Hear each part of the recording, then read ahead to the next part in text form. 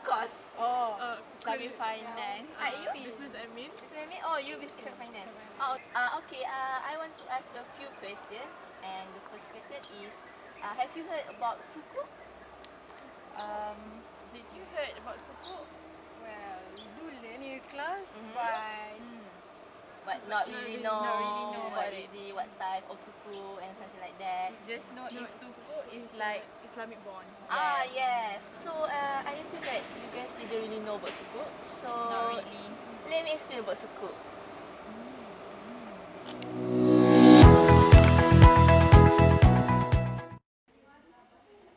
Sukuk represents certificate of equal value that evidence undivided ownership or investment in the assets using Sharia advisory counsel. Essentially, when you invest in Sukuk, your money is put into the assets of project or investment in order to generate profit. The investment receives a margin of that profit.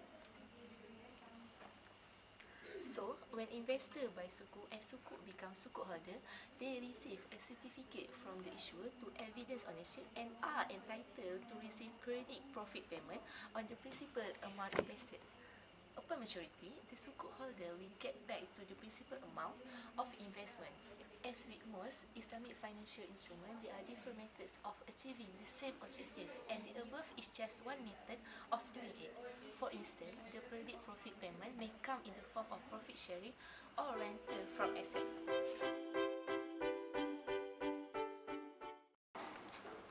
Next, we move to the differences between the bond and Sukuk.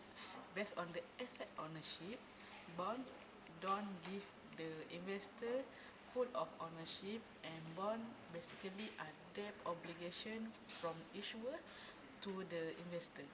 While for Sukuk, between holder and the issuer, they are partial ownership. Second differences is investment criteria. For conventional bond, generally, all the asset, joint ventures, business, and project they are being financed is permissible as long as it complies with the local legislation. While for Sukuk, it is obviously that all the asset, project, or business that being financed under Sukuk must Sharia compliance. Third category is issue of unit. For bond, the bond is representing a share of a debt, while for Sukuk, Sukuk represent a share of the underlying asset. Last but not least, it is about effect of cost. Generally, bondholders are not affected at all by the cost of the asset and their performance, while for the Sukuk holder are affected by the underlying asset, and the higher cost may be related by the lower profit for the investor and vice versa. There are two categories of Sukuk.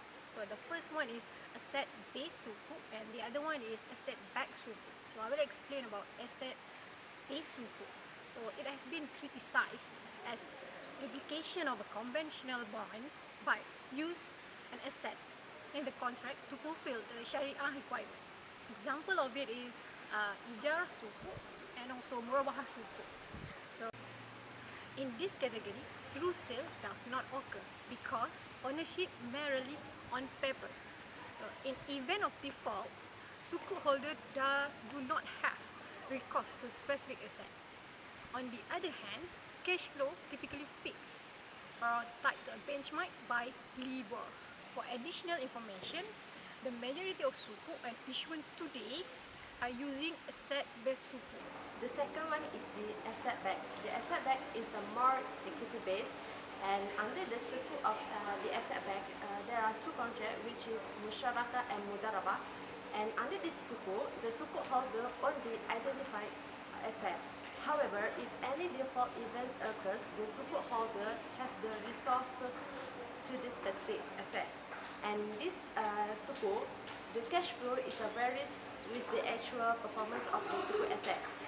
Sukuk asset back is a more Islamic, and the product offered is a very few. I will show you guys the flow of the Ijarah Sukuk. The underlying sale of Islamic financing company issuing sukuk typically have a SPV. For example, suppose a company wants to finance the use of an asset, it can do so by means of issuing a sukuk al-ijara. The company will first establish a bankruptcy remote SPV. The SPV issue the sukuk to investor and use the proceeds to buy the asset from the vendor. The SPV then leases the asset to the company in return for periodic lease payments.